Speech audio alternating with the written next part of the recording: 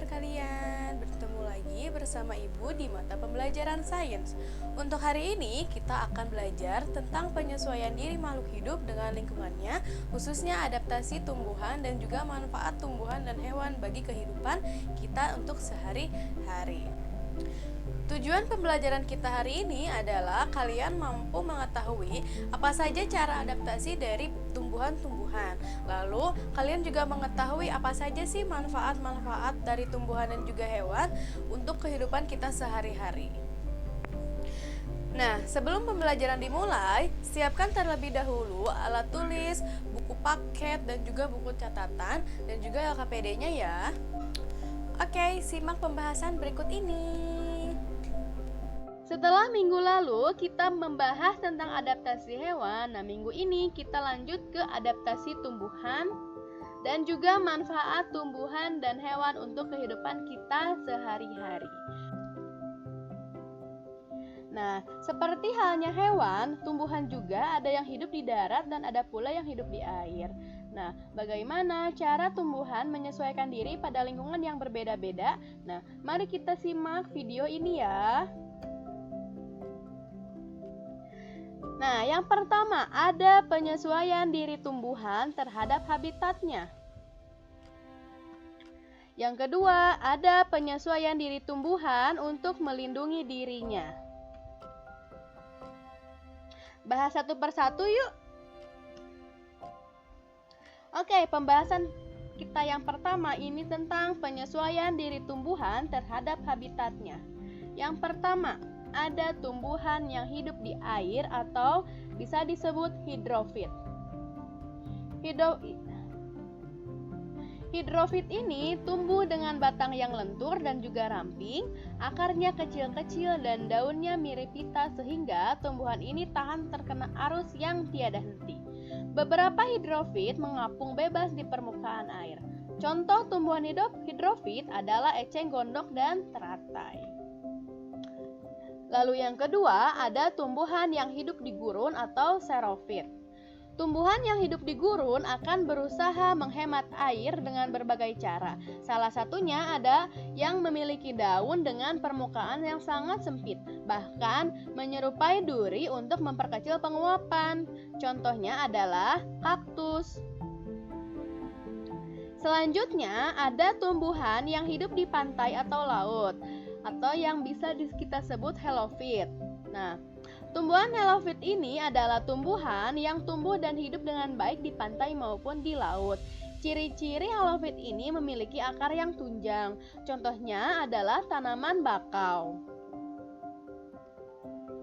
Lalu ada tumbuhan higrofit. Tumbuhan higrofit ini adalah tumbuhan yang mampu bertahan hidup pada daerah yang lembab. Tumbuhan higrofit ini banyak kita jumpai pada hutan hujan tropis yang lembab. Ciri-cirinya adalah daunnya tipis dan lebar. Contohnya adalah tumbuhan paku dan kemuning. Nah, selain itu, penyesuaian diri tumbuhan juga terjadi di daerah bersalju. Nah, tumbuhan yang hidup di daerah bersalju dapat bertahan hidup dengan tidur selama berbulan-bulan atau yang disebut juga hibernasi. Salah satu tumbuhan yang dapat hidup di daerah bersalju adalah lumut. Mari kita bahas tentang penyesuaian diri tumbuhan untuk melindungi diri.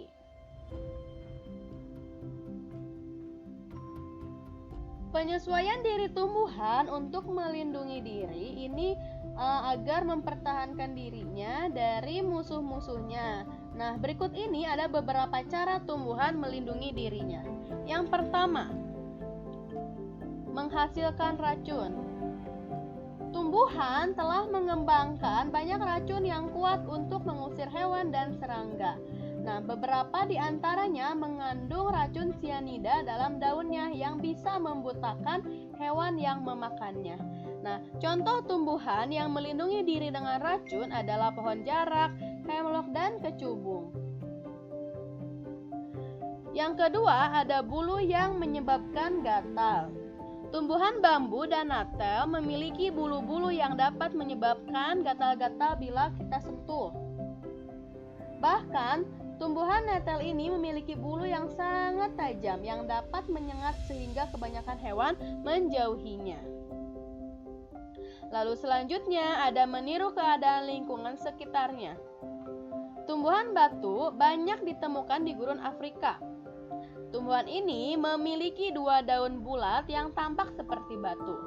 Daun tumbuhan ini disukai hewan, oleh karena itu, tumbuhan litops ini melindungi dirinya dengan menyerupai bentuk batu sehingga tidak dimakan oleh hewan.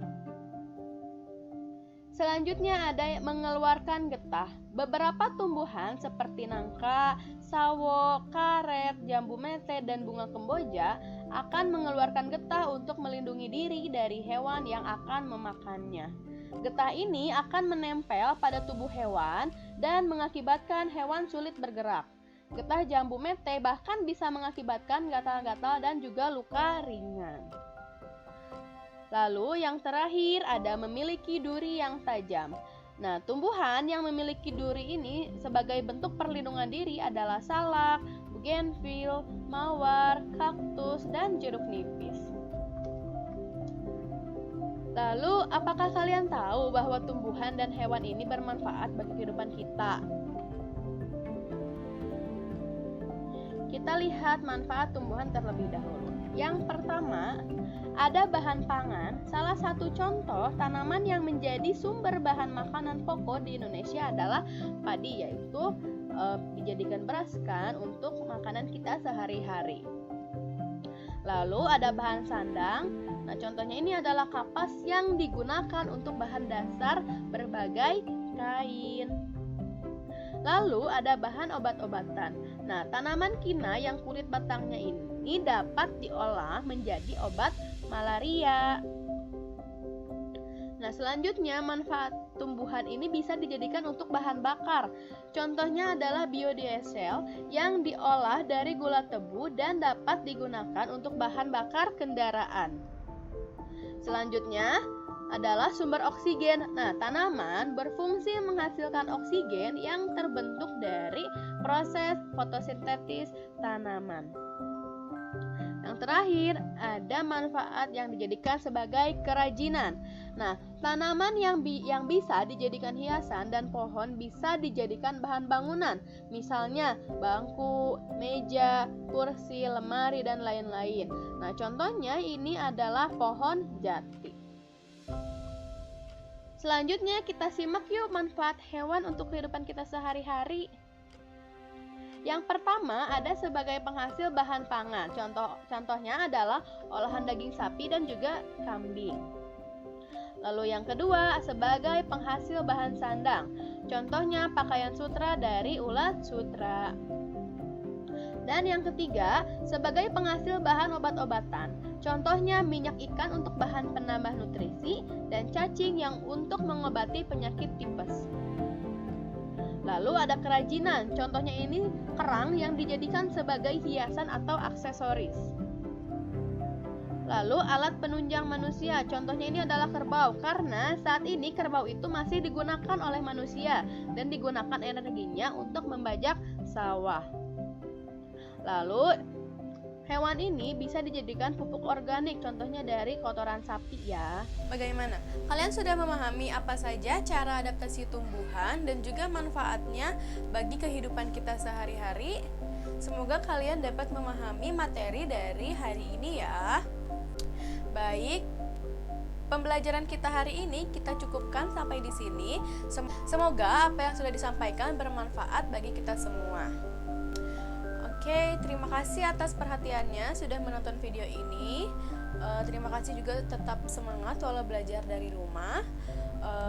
Kita berjumpa minggu depan. Bye. Assalamualaikum warahmatullahi wabarakatuh.